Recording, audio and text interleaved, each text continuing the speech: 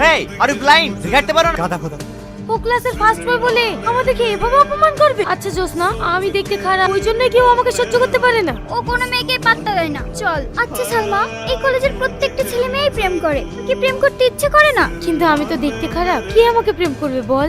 ওই তো দেখ, ওই ছেলেটা তোর জন্য গোলাপ নিয়ে দাঁড়িয়ে আছে। ছেলেটা তোকে প্রপোজ করবে, তুই অ্যাকসেপ্ট করে নিবি। আই লাভ ইউ, আমি তোমাকে অনেক ভালোবাসি। I love you too. বললাম না তোকে, আমাকে কেউ প্রপোজ করবে না।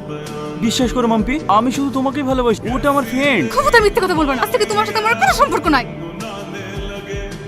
প্লিজ তুমি আমাকে ক্ষমা করে দাও। সর এখান থেকে। এটা কি হচ্ছে স্যার? পাশে এভাবে বিরক্ত করলে ক্লাস করা যায়? আপনি কিছু বলতে পারছেন না? আমি আবার কি বলবো? এর আগে একটা এমপি ছেলেকে কান ধরে উঠবোস করে নিয়েছি, সেই এমপি আমার বাড়ি গিয়ে সবার সামনে আমাকে কান ধরে উঠবোস করে নিয়েছে। সেদিকে আমি প্রতিজ্ঞা করেছি, যাই হোক না কেন আমি কাউকে কিছু বলবো না।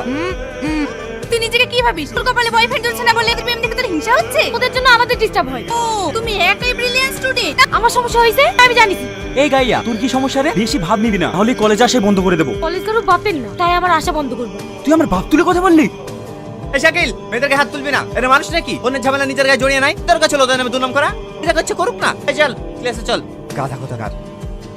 জানিস অনেকদিন ধরে আমাকে একজন চিঠি দিচ্ছে। আমি জানতাম তোর জীবনে কেউ না কেউ আসবে। ছেলেটা কে রে? জানি না, হঠাৎ একদিন দেখি জানালা দিয়ে একটা চিঠি আসে, বাইরে তাকিয়ে দেখি কেউ নেই।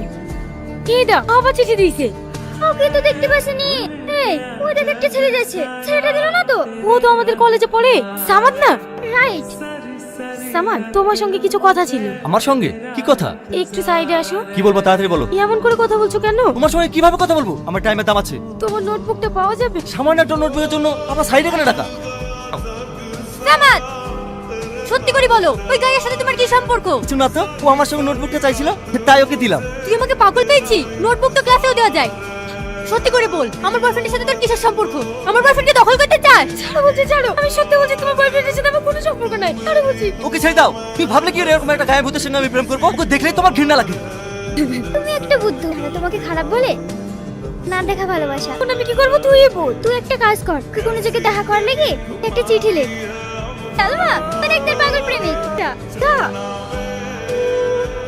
তুমি? হ্যাঁ আমি। কেন অবাক হচ্ছ? অবাক হওয়াটাই তো স্বাভাবিক। তুমি তো আমাকে কলেজের মধ্যে সব থেকে বেশি ঘৃণা করতে। তুমি আমাকে ভালোবাসো? সালমা, আমি তোমাকে কোনোদিনই ঘৃণা চোখে দেখিনি। আমি শুধু ভালোবাসার অধিকার নিয়ে তোমাকে শাসন করতে চেয়েছিলাম, কিন্তু তুমি শুধু আমার শাসনটাকেই দেখেছো। আমার শাসনের আড়ালে যে ভালোবাসাটা লুকিয়েছিল সেটা কখনো দেখোনি। তুমি যে আমাকে ভালোবাসো, আমার সামনে এসে বলনি কেন? কিছু কিছু ভালোবাসা আছে দূর থেকেও ভালোবাসা যায়। এবার তো তোমার সামনে এসেছি, তুমি বলবে না তুমি আমাকে ভালোবাসো কিনা? I love you Tony. আমিও তোমাকে অনেক ভালোবাসি।